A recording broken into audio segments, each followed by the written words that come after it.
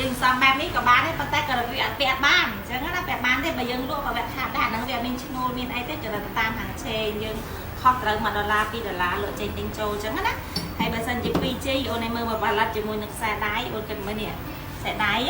ប៉ុណ្នេះអានេះដុំមាសនេះមកដុំ 2G តែយើងធ្វើខ្សែដៃបានប៉ុណ្ណេះតែយើងអស់ឈ្នួលបន្តិចតែយើងពាក់កើតអានេះយកទៅយើងយកទៅទុកក្នុងការសន្សំទេអញ្ចឹងវាអត់ឈ្នួលទេ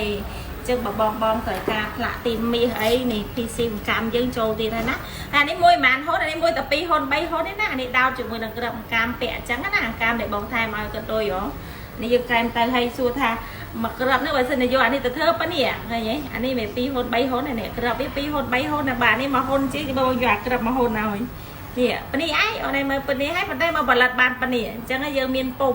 អញ្ចឹងណាអញ្ចឹងចំពោះបងដែលត្រូវការមាសគីឡូដុំបែបអញ្ចឹងអីអាចមករកហាងនេះខ្ញុំបានណាមាសដុំអញ្ចឹងគឺយើងលក់ដូចគ្នាណាបង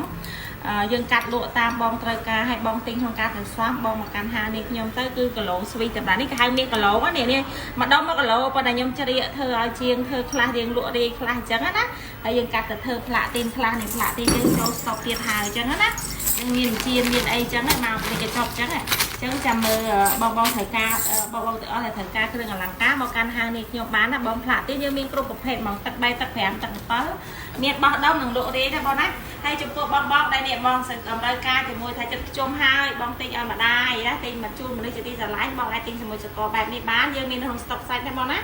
មានទាំងខ្សែដៃមានទាំងខ្សែកណាបងណាអរគុណច្រើនបងអរ